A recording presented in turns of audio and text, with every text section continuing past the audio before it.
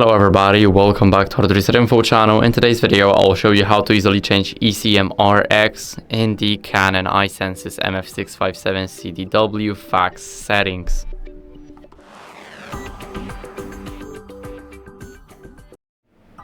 So first, what we want to do is go over to the menu.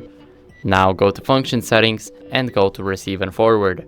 Here we need to click on the fax settings at the bottom, and here we will have the ECM RX. It's almost at the top, and now we can disable it by clicking on the off option. It will automatically apply, so we do not have to worry about not applying it. And here we can do the same with enabling it. As you guys can see, it will just say setting configured and it's all done. So that's it. I hope this video helped you. If it did, then leave a like, subscription and a comment, and I'll see you in the next one.